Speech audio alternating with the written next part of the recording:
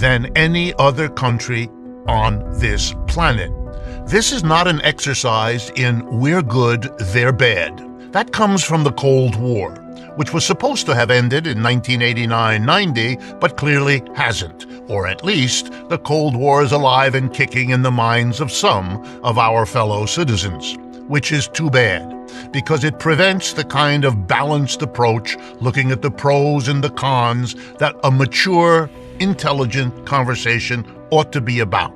Capitalism has strengths and weaknesses, socialism is an alternative, and it has strengths and weaknesses, and we'd all be better off if we were able to talk about all of that without resorting to childish invocations of how we're good and they're bad. Let me begin by talking about what economists often talk about when comparing different kinds of societies, comparing different countries. You might remember that Adam Smith's great work, The Wealth of Nations, published back in 1776, was about explaining why some nations are wealthy and some nations are not, to account for that, to understand it. And part of that was a very generous impulse. Mr. Smith understood that poor countries would like to not be poor and wanted to learn what the rich countries might be able to teach them about how to get to that situation. Well, China was one of the poor countries at the time Adam Smith wrote, and it got poorer after that. So that by, say, the 20th century, the last 100 years or so, the Chinese people were not only the most numerous people of any country on Earth, they remain today the most populous country on this planet by far, but also because they were very poor, that the capitalist part of the world had grown much richer in the intervening couple of centuries, so they were even further behind, as well as being absolutely poor. So they were focused, like most of the people in the world, on overcoming poverty. So that's been their major goal, and it's a reasonable place to start to assess how well they've done. And if these numbers trouble you, then please understand it's because you did not know about them before, not because there's anything wrong with the numbers. Over the last 20 years, the People's Republic of China has increased its output of goods and services faster than any other country on this planet. And in the case of the comparison, say, between the People's Republic of China on the one hand and the United States of America on the other, they're not even close. Let me explain with some numbers. The rate of growth of output of goods and services, the productivity of the economy, if you like, in 2005 was 11%. In 2017, it was 15%. In 1 year, in 2010, it was 12%, and it has slowed down since then, and over the last year, it was a mere 6.4%. So in other words, if you wanted to average it out, it was probably in the neighborhood of 10, 11% over the last 10, 15, 20 years. By comparison, let me give you the numbers for the United States of America. Its average growth rate in the 1950s and 60s was 4%. In the 70s and 80s, it fell to 3%. And in the last 10 years, it has averaged 2%. In the latest period, the latest year, it was 3.2%, half of what it was in China. But for most of the last 20 years, the rate of growth of China has been 2 to 3 to 4 times that of the United States. And that, in a simple way, tells us something. Number one, it explains why we're reading and hearing so much about China, because they have become the second most important economy in the world because they have achieved these extraordinary rates of economic growth. Number two, it'll help you understand something else about the people of China. They are not about to be pushed around, neither by Mr. Trump nor anybody else, because they have the economic strength to resist. And number three, if you're the government of the People's Republic of China, and that is a government in which the Communist Party of China is dominant, you are hardly about to change the way you organize your economy given how well it has been doing. Governments change, either willingly or under pressure, when they're doing badly for their people. It makes people bitter, angry, critical, and liable to push for change. This is something Americans no doubt understand, since it's the situation we face here in American capitalism or in Europe with their capitalism. That's not doing real well for an enormous number of people. And as a consequence, criticisms are rising. You see a rediscovery of socialism, for example, here in the United States. You see the Yellow Vest movement demanding fundamental changes in France. And you see all kinds of other movements, but this is already enough to explain to you why the People's Republic of China is the economic phenomena of our time. Let me turn next to the second most typical statistic to look at if you're comparing countries and you're trying to understand what's going on with the development or not of wealth and poverty. This number is called the real wage. Here's what it means. How much can people afford to buy with the average wages they get? And to understand that, we look at two numbers. First, how much money is given to people per hour for the work they do. And on the other hand, what are the prices of the things they buy with the wages they get? In other words, if your wage goes up by 10%, but so do all the prices you face, you're not one whit better off. Yeah, you got 10% more money, but it doesn't buy you anything but the same quantity of things it bought you before. So when we adjust the wages workers get for the prices they have to pay, we get what's called the average real wage, what you can afford with the money you get. So let's compare the last 20 years in the United States, that is, this century so far, in the United States, with that in China. So here we go. In the United States, real wages, the actual average wage of the American worker, has stagnated. It has gone nowhere. That's true not only for the 20 years we're talking about of this century, it's true for the last 25 years of the 20th century. Here's a statistic for you to think about as an American if you're watching this program from the United States or listening to it on the radio here. In 1973, the wage of the United States, average wage of an American, was able to buy, here we go now, more things than it was in 2018. The real wage in the United States is less today than it was then. It's not less by a lot, but it means that over the last 40 to 45 years, Americans who have worked harder than ever, who have been more productive than they ever were across that time, have not shared in their greater productivity. Their real income, their real wages have not gone up. The real hourly wage in the United States is lower today than it was in 1973, and that is something to think about. But now comes the Chinese story. Over the same period of time, just counting the last 20-25 years, real wages in the People's Republic of China have quadrupled. Let me tell you that again. The basket of goods and services that an average worker gets in China for an average hour of his or her work is 4 times greater today than it was 25 years ago. Yes, Chinese wages remain below the average in the United States because they were, and they still are, a poor country when you divide their total economy by the enormous number of people that live in that country. But if you want to understand why the people of China support their government, here's a clue. Their real wages went up 4 times over the last 25 years in a society led by a government in which the Communist Party is the dominant political force. Let me pause to let all of this sink in. This is not about whether you like these numbers or don't.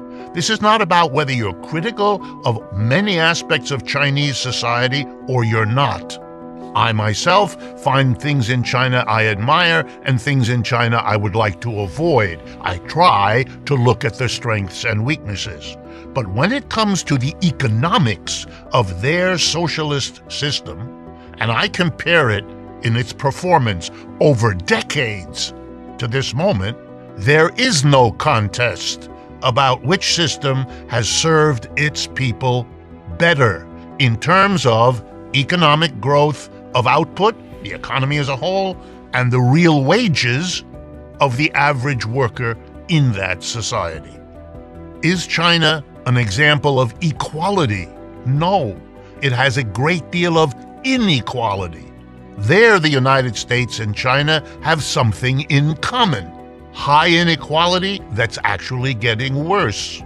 Having shown the remarkable success of their economic growth program in both those ways, I want to turn now to how they did that.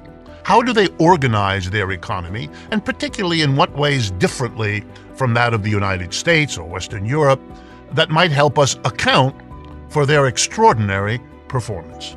First, and perhaps most important for many of you that are watching and listening, is to understand that the Chinese economy for quite some time now has had a mixture of privately owned enterprises and state-owned enterprises.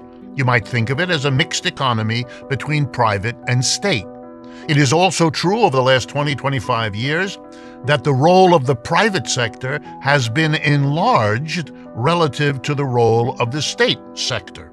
However, that has to be made a little more complicated by noting that the Chinese, in managing this balance between the state and the private, give the dominance to the state. They say that the state-owned enterprises will always be the leading sectors, the main industrial groups within the Chinese economy. There's plenty of room for private enterprises, but the leading part of the economy will be the state. Why are the Chinese doing that? First and foremost, they are doing it because it's their way of learning from the experience of the Soviet Union. When the Soviet Union's kind of socialism, in which the state was overwhelmingly dominant and the private sector was really quite restricted, when the Soviet Union collapsed in on itself in 1989, it went through an extremely quick transition from an overwhelmingly state industrial sector to an overwhelmingly private one. This was pushed by the folks in Russia who wanted these changes. It was pushed by foreign advisors led by Jeffrey Sachs, now of Columbia University. It was called a kind of cold shower treatment, or sometimes shock therapy, as a way of fixing what was understood to be wrong. The Chinese analysis is that the suffering of the Russian people in the 30 years since then, the failures of the Russian economy in the 30 years since then, had largely to do with the excessive speed and the excessive extent of what happened in the Soviet Union, and they have been determined not to repeat that mistake. In other words, their Communist Party's plan is to make the transition slow and limited. Yes, foreign enterprises can come in if they're private capitalist enterprises, and many have. Yes, Chinese people can set up private enterprises, as many have. But the leading sectors of the economy will remain state-owned enterprises running the program of economic development that the state organizes under the leadership of the Chinese Communist Party. It's important to understand that the Chinese kind of socialism is itself a learning process in which what happened to the Soviet system is playing a major role, in this case, of what not to do in the way that happened in the Soviet Union. But it is not the only factor that's involved. To continue the comparison with the Soviet Union, because the Soviet Union was the first socialist country and completely isolated after the 1920s, surrounded by a world that hated what they were doing, they couldn't and didn't find a way to build their economy by exporting. They could not produce for the rest of the world, make a lot of money that way, and use it to develop their own economy. They had to do it pretty much on their own. The Chinese have taken a different path there as well. Early on, the Chinese decided, the end of the last century, the beginning of this one, to hitch their economic wagon to the world market, to become the producer of goods and services for sale around the world. And in order to do that, they had to build industries that produced what the rest of the world did, either at a higher quality or at a lower price, or both. And basically, they've done that, which is why Chinese automobiles, Chinese appliances, Chinese clothing, Chinese you fill in the blank, is everywhere. Most of what you will see in an average Walmart is made in China, and there's a reason why Walmart stocks up on Chinese good, and they're not the only company, of course. So they hitched their wagon to the world market, and they've done very, very well because of it. The Russians couldn't do that, and the Chinese could, and they did. Here's another thing. Private capitalists didn't go into Russia hardly at all, but they have been rushing, stumbling all over themselves to get into China. And the Chinese understand that, and they offered Western capitalist enterprises the following deal. We need your technology, the Chinese said. We need your money, your capital, to be invested. So here's the deal we offer you. We will provide you with well-disciplined, efficient, hard-working workers at a very low wage, the one that we have here in our poor country. And we will build the roads and provide the supports for you to be able to make a lot of money producing here in China more cheaply than you could ever produce in America or Western Europe or Japan, etc. All we ask in exchange is that you share your advanced technology, because that's why we're doing this with you. You will have access to our workers and you will have access to our customers to sell your product. But we want your technology and your capital. Nobody put a gun to any capitalist's enterprise's head. They made the decision to accept the offer of the Chinese because it was profitable for them to do so. If it meant that they laid off workers in their home countries, these capitalist enterprises, they could care less. They did that. They abandoned whole industries. They abandoned whole communities.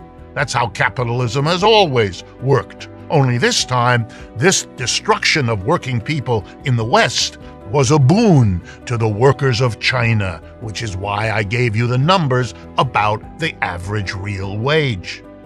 So the Chinese used the world market, the deal they struck with private capitalists, and the lessons they learned from the Soviet Union to organize what they call a special Chinese kind of socialism that allows for private enterprise a considerable amount, allows for market dealings a considerable amount, but controls from the top through the state-owned enterprises the leading or dominant sectors of the Chinese economy.